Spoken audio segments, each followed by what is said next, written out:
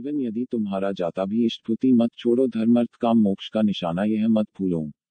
श्री श्री ठाकुर अनुकूल चंद्र जी इष्टभूति यानी मंगलभूति जब देवघर संथाल परगना जिला में पड़ता था उस समय की घटना है। यह जिला देश के बहुत पिछड़े इलाके में से एक था। उस समय यहाँ की कंकड़ीला जमीन पर खेती करना बहुत मुश्किल था। अधिकतर संथाली लोग किसी तरह अपनी जीवन यापन करते, प्रायः फाकाकशी में दिन गुजरते थे। श्री श्री ठाकुर के देवघर आगमन के कुछ वर्ष बाद एक गरीब संथाली श्री श्री ठाकुर का दर्शन करके दीक्षा लिया और अपनी गरीबी को दूर करने का उपाय पूछा। श्री श्री ठाकुर बोले, तुम नित्य इष्टभूति करना। संथाली भाई ने पूछा, ठाकुर मैं इष्टभूति कैसे करूंगा, मेरे पास तो कुछ भी नहीं है।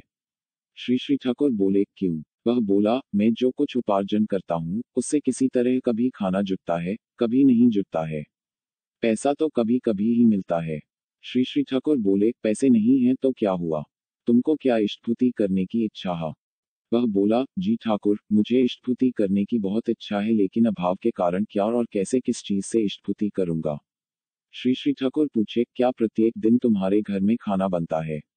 उत्तर मिला, दिन में एक बार कुछ न कुछ बनता है, साग भात और कभी केवल भात। श्री श्री ठाकुर बोले, तब एक काम करना, छवि न रहने पर तुम चूल्हे की राख से ही इष्टभूति करना और 30वां दिन मेरे पास लेकर आना। श्री श्री ठाकुर की बातें सुनकर बहुत खुश होकर पति पत्नी नित्य श्रद्धापूर्वक इष्टभूति नाम ध्यान और प्रार्थना करने लगे।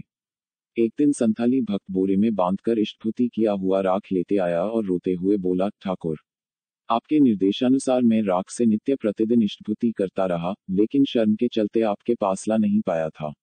श्री श्री ठाकुर बोले, लाए हो, बहुत अच्छा किए। फिर पूछे, तुम जहाँ रहते हो वहाँ क्या कुछ खाली जगह है? उत्तर मिला, जी हाँ है।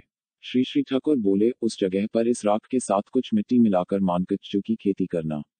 मानकच्चू के 100 पौधे मैं तुमको दूंगा। वह संथाल भक्त बहुत खुश होकर घर के सामने खाली जगह पर श्री श्री ठाकुर के निर्देशानुसार मानकच्चू लगाया। नित्य प्रसन्नचित भाव से इष्टभूति नाम ध्यान प्रार्थना करने के बाद मानकच्चू की खेती का देखभाल ध्यान से रखने लगा। इष्टभूति किया गया राख और भक्त के प्रसन्नचित मेहनत का खाद्य पाकर मानकच्चू समय के साथ तेजी से बढ़ने लगा। कुछ ही महीनों में लगभग 3 हाथ का एक कच्चू लेकर संथाली भक्त श्री श्री ठाकुर के पास आकर बोला, आपके निर्देशानुसार मैं खेती कर रख यह मानकच्चू लाया हूँ। श्री श्री ठाकुर बोले, खेत का पूरा मानकच्चू तो मेरा है। संथाली भक्त ने कहा, जी ठाकुर, मेरा सब कुछ तो आपका ही है। आपके आशीर्वाद से मेरा परिवार चल रहा है। श्री श्री ठाकुर बोले, तब एक काम करो, तुम्हारे बगीचे में जितनी कच्चू हुआ है उसको बेचो। बेचने पर जो पैसा मिलेगा उसे मेरे पास न ही लाकर तुम उस रुपए से व्यवसाय शुरू करोगे। संथाली भक्त श्री श्री ठाकुर के कथानुसार उस पैसे से अपना व्यवसाय शुरू किया। जो आमदनी होने लगी उससे वह नित्य इष्टभूति करने लगा।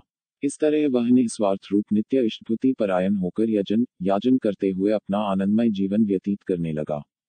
परमदयाल श्री श्री ठाकुर जी ने चाहा था कि वह चाहे जैसी भी कष्ट में हो, इष्टभूति करना एवं कराना ही है, क्योंकि इष्टभूति ही मंगलभूति है। श्री श्री ठाकुर की वाणी है, जैसा भी आए आपद विपद, जैसा भी हो प्राण इष्टभूति लाता ही लाता सबसे परित्राण। सातवती मासिक पत्रिका, सितंबर 2017। सभी को हार्दिक आनंदित जय गुरु।